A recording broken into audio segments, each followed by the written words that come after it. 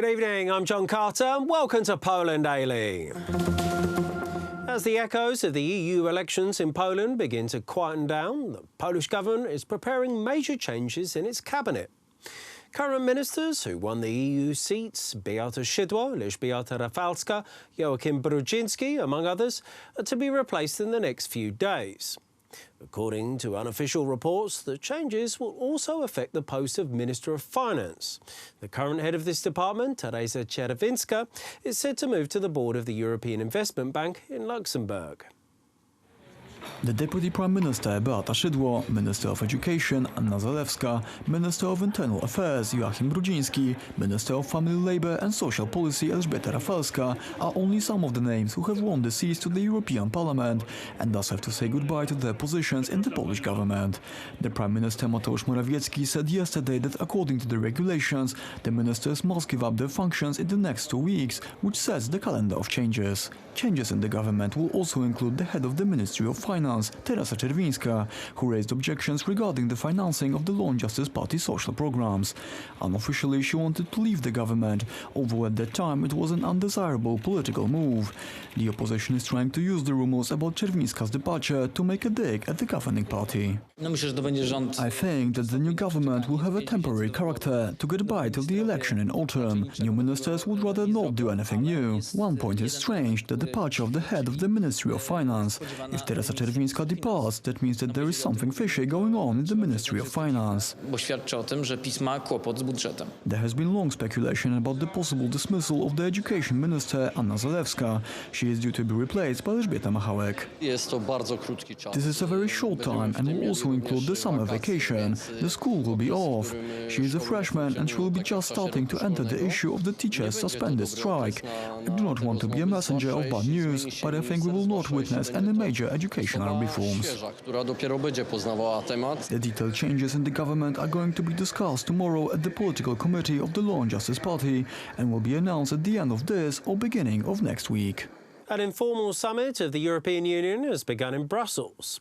During the first meeting following the elections for the European Parliament, the leaders of the EU member states are to begin negotiations concerning the staffing of the most important positions in the EU.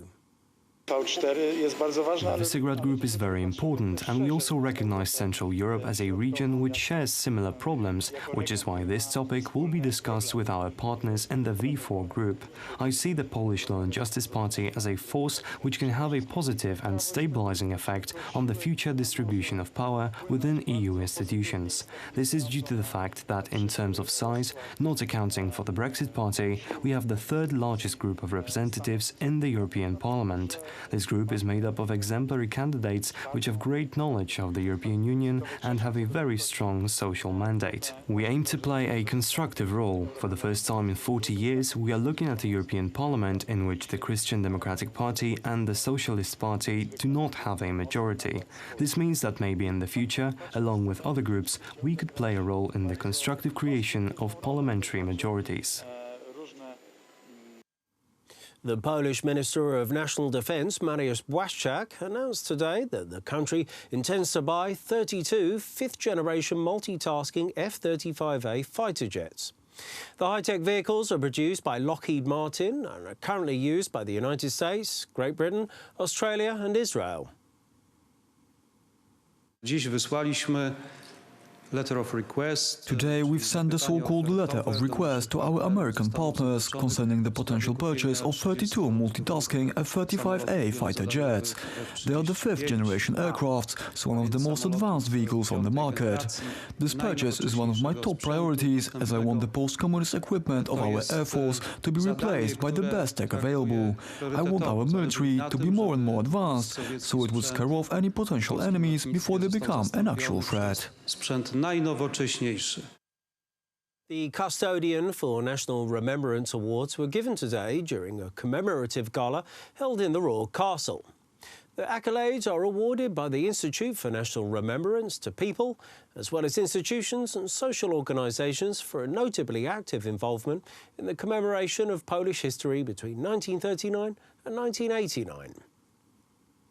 Kustosz Pamięci Narodowej narodził się 18. The idea for the Custodian of National Remembrance was born 18 years ago in Krakow. This is the most prestigious award given by the Institute for National Remembrance. In this way, we want to honor all the people and the community whose activity is concurrent with the activity of the Institute of National Remembrance.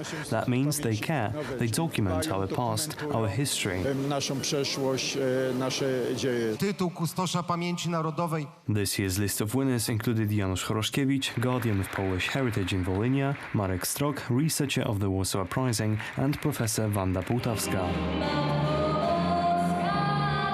To jest zasługa mojego ojca.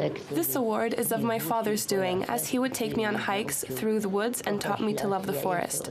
I am responsible for the entertainment and creative activities. Because after all, why do we live? To pass on the higher values. And what is that? That means to explain that you are not an animal. Tłumaczyć ci, że nie jesteś zwierzęciem. The Custodian of National Remembrance Award is given to people, institutions and social organizations for their contribution in the history of Poland between 1939 and 1989. The accolade was first awarded by the Institute for National Remembrance in 2012. So far, 83 people and institutions received this honorary title.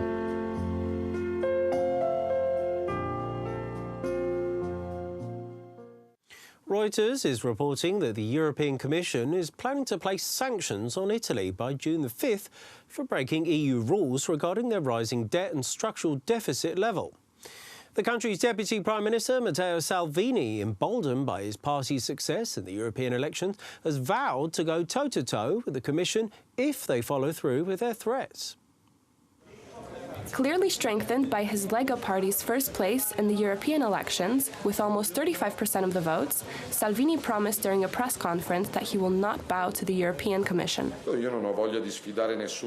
First of all, I do not want to challenge anyone. It is not a duel. We want to build a Europe that is based on rights, and employment is the first of these rights. I am not worried about a single parameter, a number or a rule. We need to review fiscal policies to allow growth in Italy, in France and Germany, in Greece, in Finland, in Sweden, everywhere. I am not passionate about numbers. I am interested in the principles. We are waiting for this letter from the EU Commission. If the letter is written in the old ways, saying that we should do our homework and asking for cuts, we will answer no, because we need to hire doctors, engineers, judges, firefighters and policemen. We have to fix schools, gyms, hospitals and roads, and to do so we need to spend the money that the Italians gave us by paying taxes.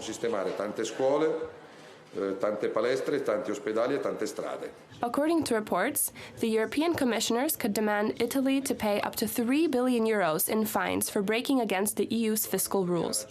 Salvini, however, believes that the EU will change after the success of the Eurosceptic parties in the recent elections. The balance in Europe is changing. The League came in on first place in Italy, the National Front of Marine Le Pen is the first party in France, Nigel Farage is the first party in the UK, the Fidesz party of Viktor Orban is the first party in Hungary, and Kaczyński is number one in Poland. This means that there is a desire for future, there is a desire for change, there is a desire for work, there is a desire for dignity. Salvini's strong result in the European elections and the closely aligned Brothers of Italy party also winning 6.5%, many now believe that Salvini will be tempted to call for snap elections in a bid for the seat of Prime Minister. In that case, Brussels can count on facing a significantly higher level of resistance by the government in Rome. Thank you very much for joining me here this evening at Poland Daily. I'm John Carter. Stay tuned after the break for Poland Daily Weather. It's followed by the business, culture, history and finally the travel.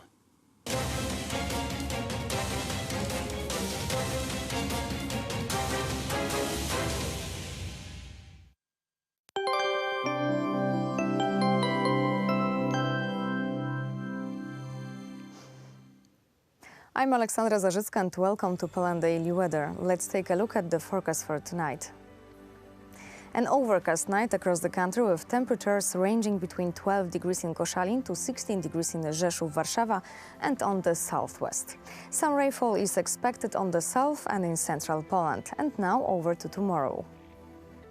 Rainfall will stay on the south and in central Poland. Showers will appear on the east as well, but otherwise it will be a very sunny day. More sunlight is expected around Bydgoszcz, Szczecin, Koszalin and Gdańsk. Temperatures will range from 12 degrees in Koszalin to 17 degrees in Bydgoszcz. Let's see the forecast for the next 3 days.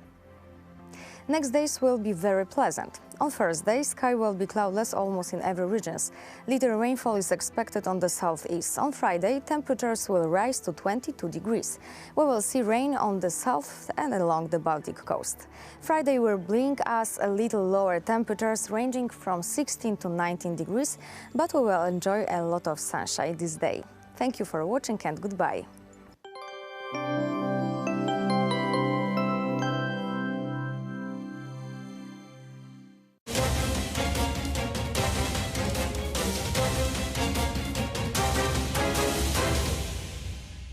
You're watching Poland Daily Business Edition. Tonight we'll talk to Julian Kulski, famous Polish architect and city planner living in the United States for past 70 years. Mr. Kulski lives in the Washington, D.C. and our team, our crew, had a chance to interview him in his apartment. Sir, term Polonia in Polish describes Polish expats and people of Polish descent. What is the situation of this group right now in the United States of America? None. Ale to start with, nobody really knows, including my wife, that Poles were arrived in Jamestown in the 19th century, in 1708. That they were tar makers, they were glass makers, and they had the first strike in the United States. That's a fascinating history, and American children should learn about it. They are learning about the Irish, they are learning even about the Italians, and about Jews, about all other nationalities, but they don't know little detail like that, which is very important. Then during the 19th century, end of the 19th century, it was an economic, and they were mistreated like all the immigrants to America, the Irish, the Jews at first. And some of that has remained. The Polish jokes, Polish jokes, for example, they're still leftovers. But there's a number of reasons. The individual Americans, my friends, including Jewish Americans, are very pro-Polish and very supportive. And this is the thing that bothers me, that, but after decades of bad propaganda, they truly believe that Poles are more anti-Semitic than anybody else. What should we do to change that perception? Well, that's what public relations and are for.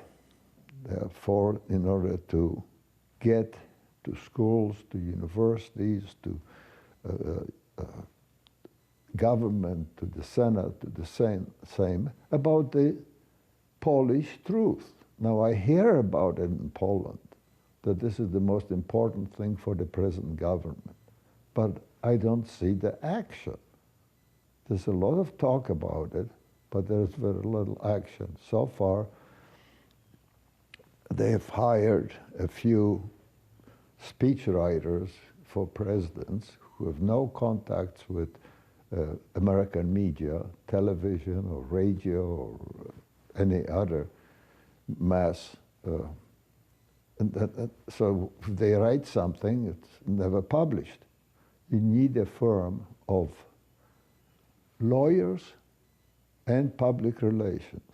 Lawyers are responsible to lobby on the Hill to make sure that Polish interests are represented in the Senate and Sejm of the United States.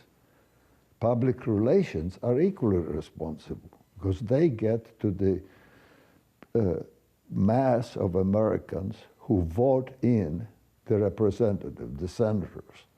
So the Senate and Sejm, just by having support of the lobbying and not having the support of the states, we're not going to do it. Both of them have to be done simultaneously. Shouldn't we reach to American of other descents, not only Polish, but maybe even non-European?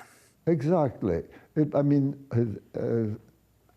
It should be addressed to America. I know that whenever Polish ambassadors are sent to Washington, the president and the premier convinces them that they are going to be a representative of Poland to America and not to Polonia.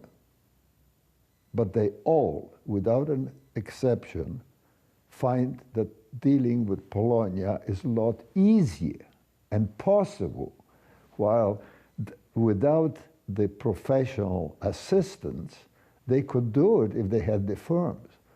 But alone, they're just left in the desert. You mentioned the sympathy that Poland has in the American South. Is it still the case? Well, it was when I arrived in this country 70 years ago. I went down from England to Tuscaloosa, Alabama. And the parents of my best friends there and colleagues knew everything about Pan Zagłoba, about Pan Sienkiewicz, about Pan Wołodyjowski. I was so surprised, but evidently the Sienkiewicz was translated, and all of them learned in school. Today, Americans don't know anything about Sienkiewicz or about Polish literature. It's a pity. It's really a crime. What should Polonia do to spread the message about Poland? As I said, Polonia will follow. Polonia is not the problem. Polonia will be very happy to help, but it needs to have they are all busy. They're either making a career themselves, and they don't have the time, just like the ambassador and that is too busy with the details of diplomacy to do public relations. Could you comment on Act 447 issued a year ago regarding so-called hairless property? It's impossible. Well, all of this was settled in the early 60s between Poland and the United States. But again, I just came across the agreement by accident. Why not publish it? Why not publish it in every newspaper in America and talk about it?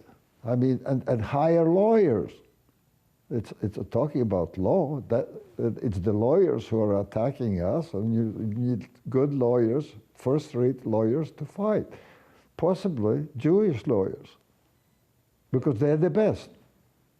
And you know, that's another thing that I hear about criticism from the Polish government, that if we hire the wrong firm, it's going public relations, they will do more harm than good. Well, it all depends on the conditions of the contract and the supervision of the contract. That's correct. And not the nationality or religion of the members of the American firm. Sir, thank you very much. And that was the conversation with Julian Kulski, Polish architect and city planner living in the United States. And that was it for tonight's Poland Daily Business.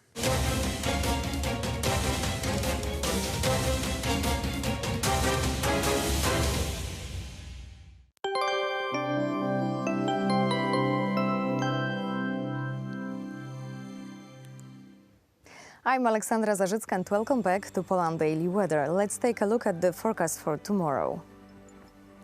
Rainfall will stay on the south and in central Poland. Showers will appear on the east as well, but otherwise it will be a very sunny day. More sunlight is expected around Bydgoszcz, Szczecin, Koszalin and Gdańsk. Temperatures will range from 12 degrees in Koszalin to 17 degrees in Bydgoszcz. And now let's see tomorrow's forecast for our continent. On the south of Europe, temperature will rise. In the Balkans, temperature will range from 27 to 30 degrees in Bucharest. 30 degrees also in Lisbon. High temperatures is expected in Ankara as well.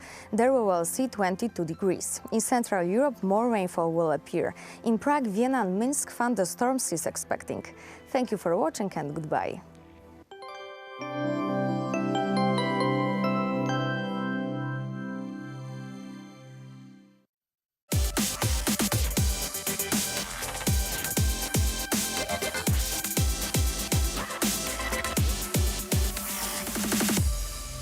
Hello, welcome to Poland Daily Culture. I'm Polina Odrstein. And I'm John Carter. And today we're here at the Linen Museum in Żeradów.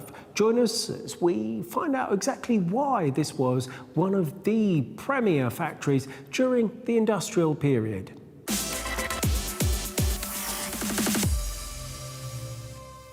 The Museum of Linen has its headquarters in one of the post-industrial buildings of Bielnik, which was once part of the production complex of the Żeradów factory. The monumental post-industrial spaces of the Linen Museum in Żeradów are closely related to the more than 180-year tradition of the linen industry. The building once housed a branch of the Żeradów printing house of the linen works, which by the end of 19th century had become the most powerful flax factory in Europe at that time. And the products were known and valued all over the world. The building of the museum's headquarters is a historic object, part of a 19th century factory settlement in Żeradów, recognized as a historical monument, that is the highest form of monument protection in Poland.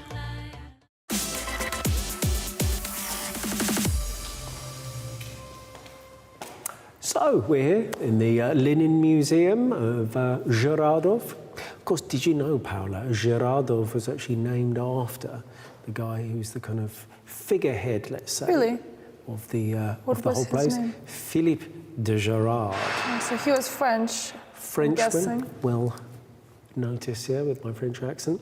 So yeah, interestingly, you know, he really had this massive impact on this whole kind of this factory, and then subsequently the town, and of course then subsequently high schools, both here in Żeradów and in France in Avignon, were named after him. Mm-hmm. Amazing sort of figure from European history, who scientist, inventor, directed the whole factory. Have you ever heard much about this guy? No, but it makes sense, de Gerard and Żeradów. It does indeed, yeah. So he really was like a great guy and, well, kind of a spearhead for this whole thing. So he kind of brought this process of taking the bush, the flax bush, and then he had this kind of mechanical machinery.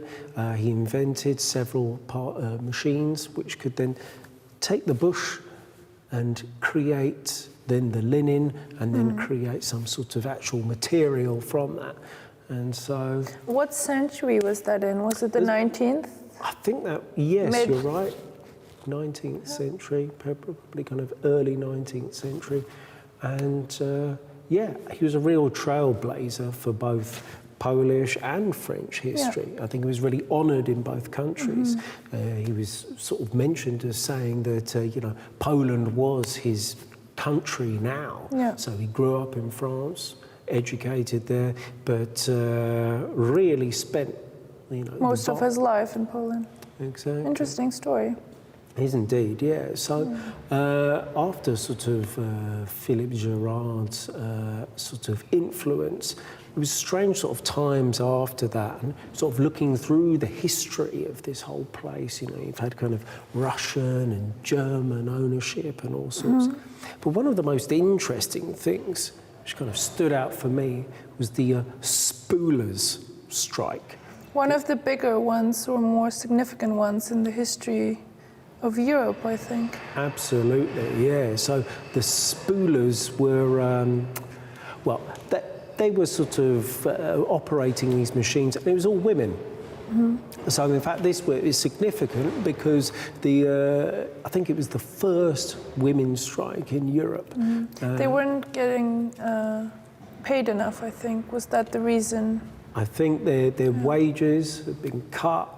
They were unhappy about the fact that children under the age of 15 were working. They were having to work long hours.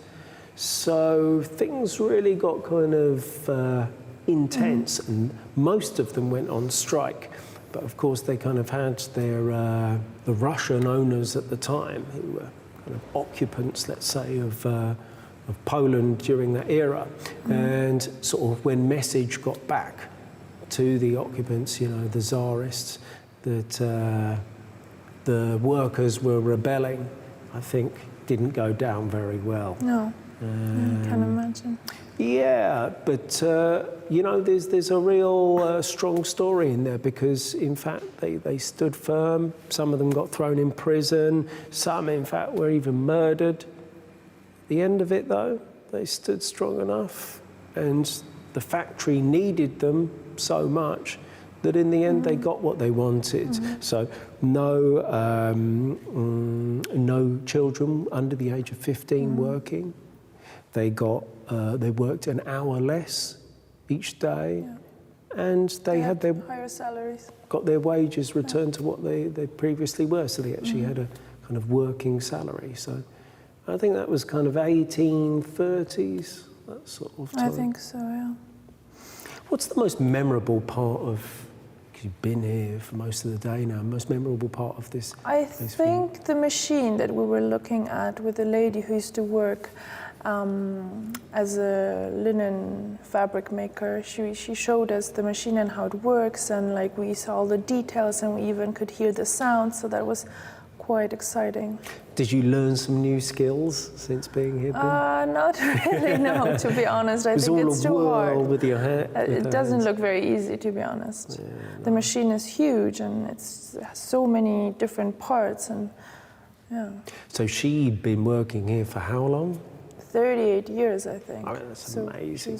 Because when you think about very it... experienced. Yeah. I mean, the factory actually finally closed back in 1999. Yeah. And then the museum opened in 2014, I think. 2014, so it's quite a new thing, but from what I've heard, there has been a lot of changes made already. Yeah, I mean, she must have then overseen that time from when it was a fully operational factory and into the museum it is today.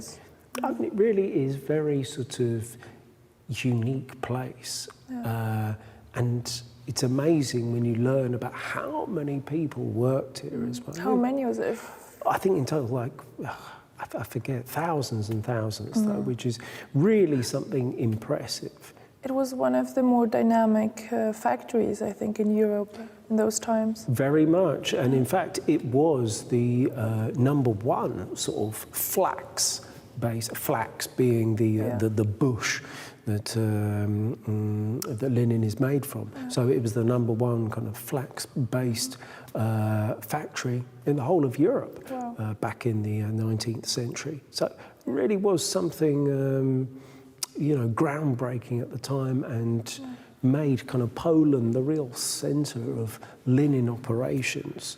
And so concentrating on those times that we're living in. So it's a museum now that one can visit, and people usually visit, I think, 6 months in the year, in the warmer months. And they also, what do they have? They have some animals that one can look at or even go on a walk with. Have you checked the alpacas? Yes, and they also have 2 donkeys, I think, and 2 camels, so it's quite a big variety of exotic animals. What's the story behind the animals then? I'm not sure. Maybe they used to belong to someone who works here. Okay. But it's a big attraction for the people, I think, who live in Żyrardów. Yeah, because I mean now it's a kind of sort of post-industrial city, Yeah. so I guess this kind of the opportunity to have a little taste of something. I don't know. Can I call alpacas and donkeys exotic? I think so. It is Alpacas relative. came from Peru, I think. Right. So it makes it kind of exotic, traveling all the way to Poland. It really does. Well, it really does in a way. And what other museum has had South American animals located on the premises? Exactly. It is something quite unique, yeah. So I think that the factory is something, yeah, it's really well worth visiting. You know, people often maybe go to Warsaw and they become sort of quite Warsaw-centric in And it's visiting. only 40 minutes from Warsaw Just by car. a 40 minutes drive. There's also a train, I think. So it's really something worth seeing. You know, you get to sort of stroll about this huge place. It's difficult to even get the perspective of quite how big the whole place is because on film rather, you can huge high ceilings and just enormous machinery, and you really can be amongst it and get a real feel for the whole place, which is something I think you don't necessarily get from maybe other places that you could visit so much. So yeah, it's given me a new insight into Same here. how I'm living very a place. positively surprised. Yeah, indeed. We've been through, what have we been through? Spooling, bleaching, dyeing, Weaving. printing, weaving. Everything. Seen it all. Fantastic. All right then. So Let's maybe walk somewhere let's go and check and out. explore some more. Indeed, let's go and do it.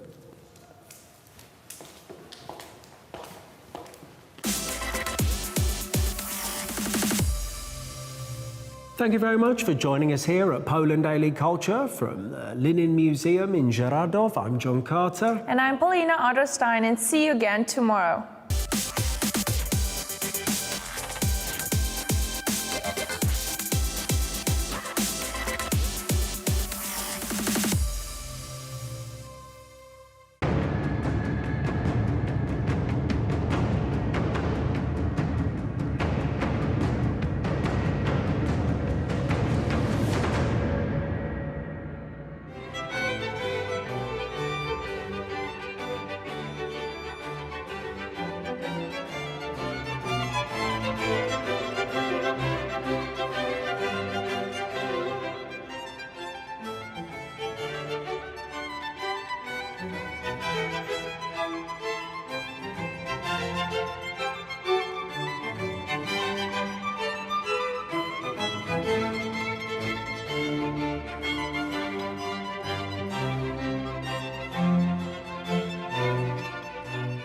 Ladies and gentlemen, welcome to Poland Daily History. I'm your host, Benjamin Lee, and today we are here at the Łazienki Royal Park, a special place in the center of Warsaw, the heart of the city.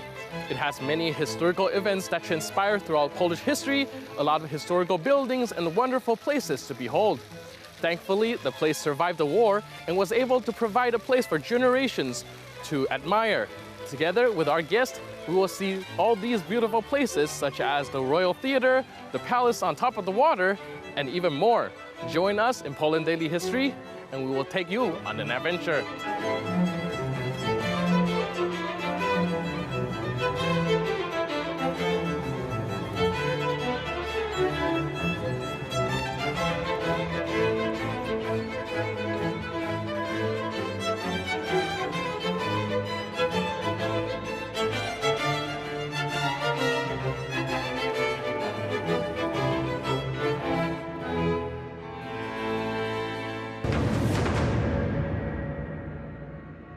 If it looks like I'm having problem hiding my excitement, that's because it is. This is a very breathtaking place, and I was just wondering, where did you brought me? Like, can you tell me a little bit about this amazing place? This is a very unique place in the entire Poland. This is the oldest still functional theater in our country. Last year, the theater ended 230 years old. Its original theater, which was opened in 1788 for the King Stanislaus Augustus. The theater was designed by Domenico Merlini. Again, like I said, he was the main architect of the king. We are lucky that the theater like this is here in the Warsaw and in Poland, because this is one of a very few original wooden court royal theaters. Wooden, I mean that the walls are covered by the wood. Oh, even the walls? Yeah. They are painted to look like the marble one, but originally they are wooden. It's giving here inside very good acoustics. Oh. What else is interesting? You can see the figures of the ancient ladies. They are also original, and there are only one which are not made of wood. They are made in stucco, but they are also original. Next interesting part of the theater is especially his sailing with the plafond above our heads.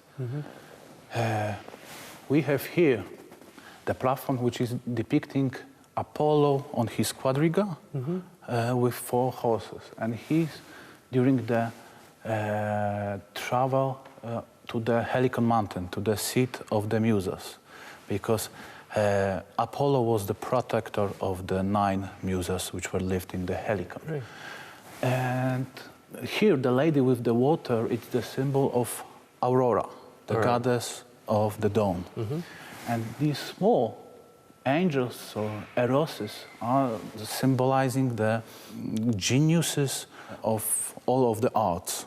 And what is interesting, that the royal painter gave to the Apollo the face of King Stanislaus Augustus. So officially the Apollo is, we can say that it's a king himself. Right.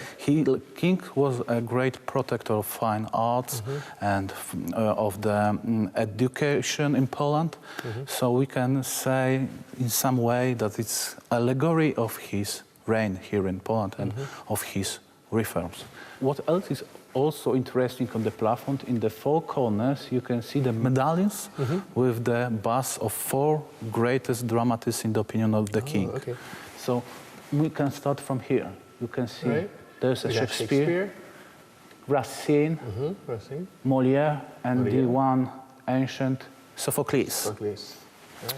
What else is very interesting, that we have a painted audience under the sailing. So it's some kind of probably 18th century joke, because it was very popular to bring some life in the theater by the illuminatic paintings, especially with the figures of the people. So we can observe them and we can see that they are very often not interested about the art, about the play, but they're interested about each other. Very often the theater was treated as the place for example, court rumors. I see. And another wonderful thing, which is above the stage, which we can see, this is the cartouche, the coat of arms of the king. It's separated on 4 quarters. Where on the upper left there is a symbol of Poland, white eagle in the crown. From the second side there is a knight on the horseback, so it's a symbol of the Grand Duchy of Lithuania. And in both down quarters it's in opposite way. It's made in the heraldic style. And in the center we have a young Taurus. Young Taurus, coat with the young Taurus. It was a coat of arms of the king's family, Poniatowski family.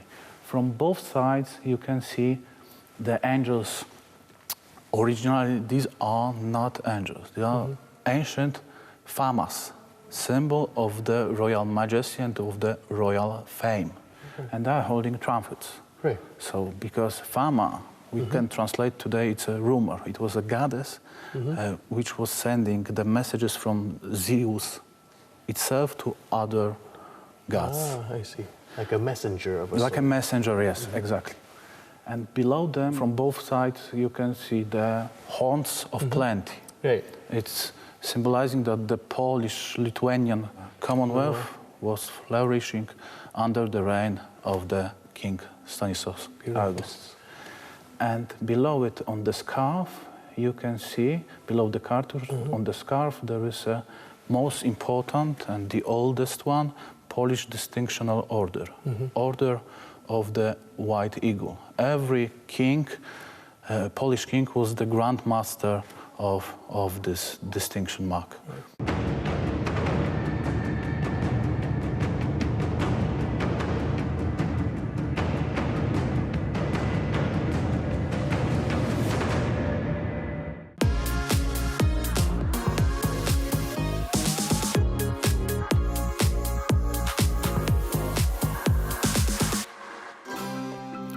Hello and welcome to another edition of Poland Daily Travel.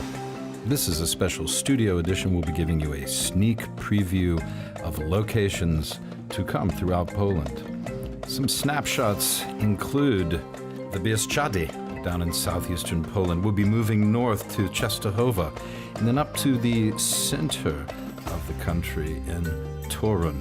Then we'll take you on a little cruise on the Elbląg Canal, one of the wonders of engineering in the 19th century in Europe, and ending up on the coast with Hel Peninsula, Słowenskie National Park, and Dębki.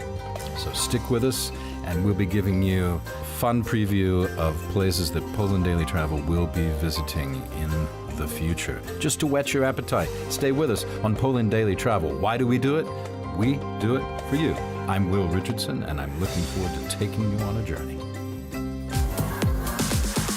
Today, we have a great guest. He's a good man. From what I know of him, seems like an excellent fella. Peter Chemachowski, let's hear it for Peter Chemachowski. Thank you very much. You hear the audience? I can hear that, yes, loud and clear. It was very good. Yeah. Thank you, Will. Very good. Hello. Today we're going to talk about some travel. Isn't that right? Absolutely. But why? Because that's what the people do. That's what you do.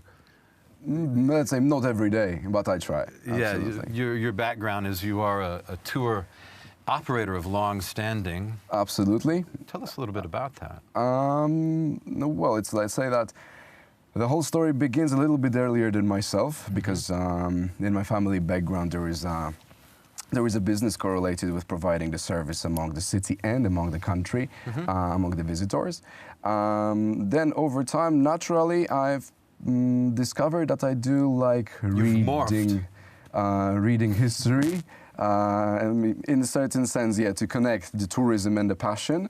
And in Poland, what we do have, and in a very, very great amount, is history.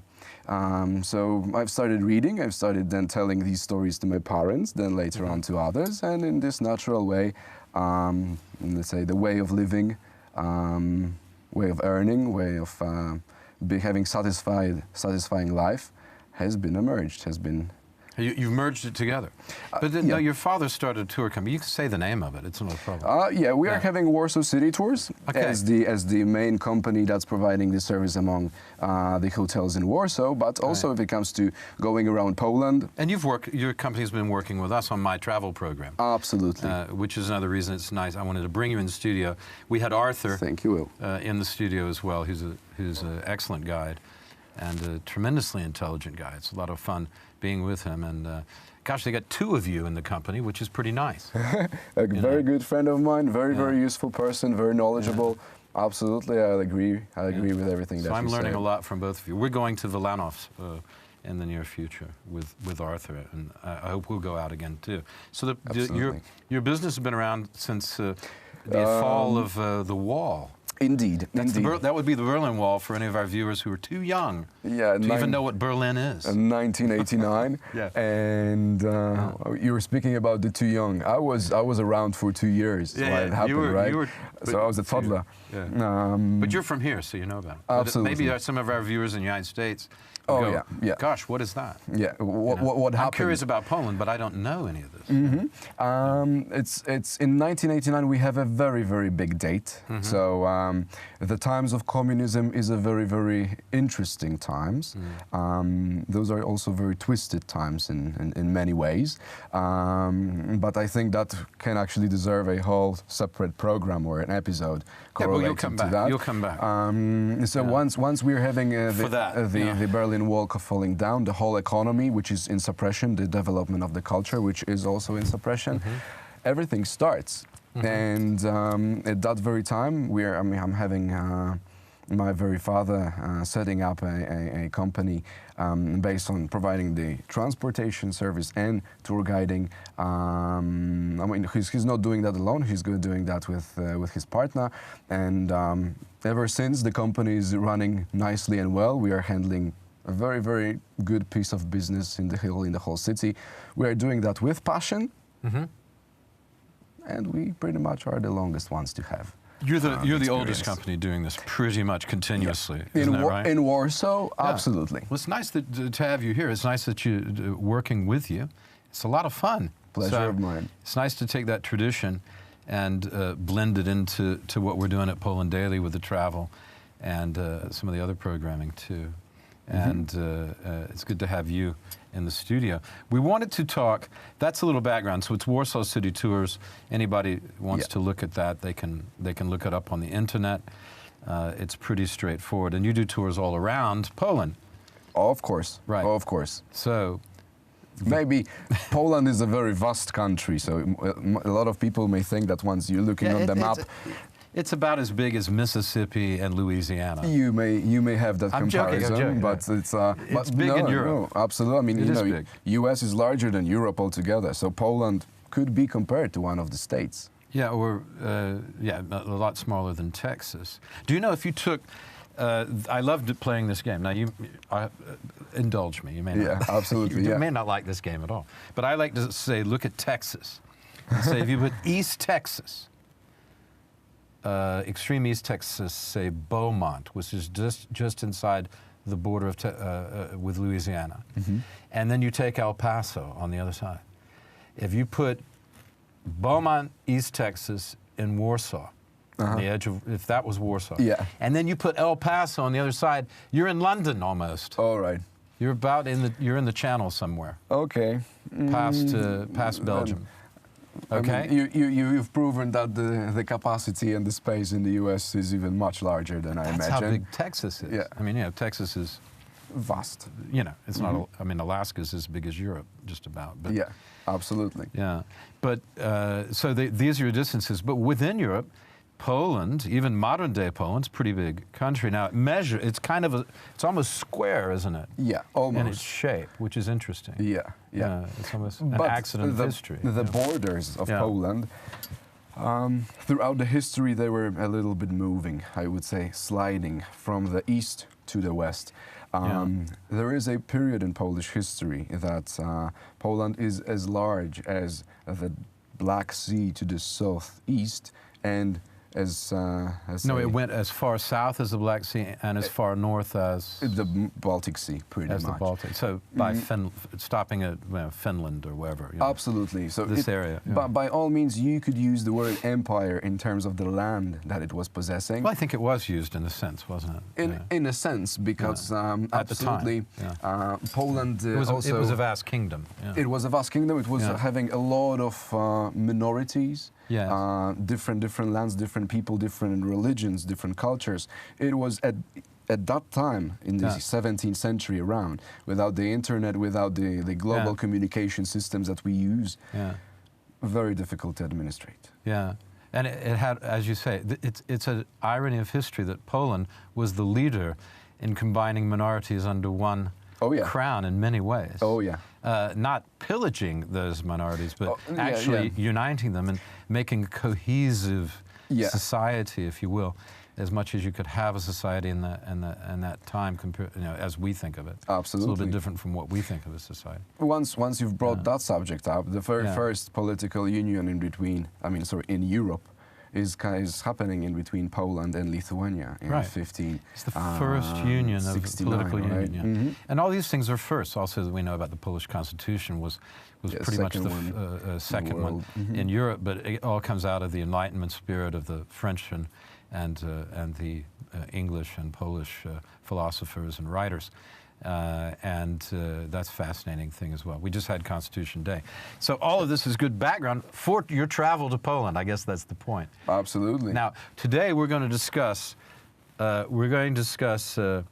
off the beaten track, folks. We're going to talk about things that are off the beaten track in Poland. That's why Peter is here.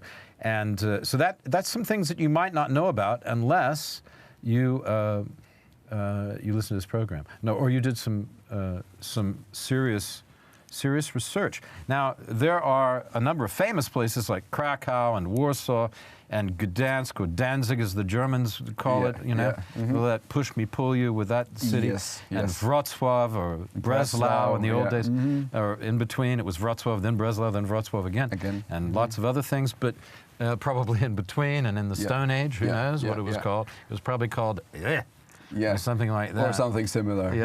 So you have all these famous places that people already know about, which are somewhat in the lore of Poland, the folklore and the historical lore of Poland. But today we're talking about some things you might not know about, right? Yeah. And those things are going to be, we said we'd talk about the Bieszczady. Yes. We said we'd talk about Jasna Góra, very interesting place, very important place in Poland, and not only in Poland, but in European, in religious and church history, Catholic history, particularly, obviously, and Torun, which is a beautiful town. Oh boy, very tasty one. I will refer to that. Yeah, I want to go there in a soon. second. Yeah, tasty. I know what you're going to say. That's true. Synonymous taste. A certain taste is synonymous with Torun. Yes. And we have the Ciechocinek. Ciechocinek, you said, yes, which you're going to tell me about. I'm pretty ignorant on that. I don't really know what you're going to say, which is wonderful. Which is wonderful. Great. Elbląg Canal, which is an engineering marvel of Poland, and then what do we say? Some stuff up on the coast. Absolutely. We're going to talk about. So everything out of the mainstream. Everything off the beaten path, as you say. Yeah, which is not to say off the beaten horse. No, they're going to be after us again. They're going to be after me. The SPCA. That man keeps talking about being cruel to horses. Don't do it, folks. Don't be cruel to horses. Love them. They only have 4 legs. Especially while you are in Poland. Yes, the great country of horses. Let's move on. Thank you for watching.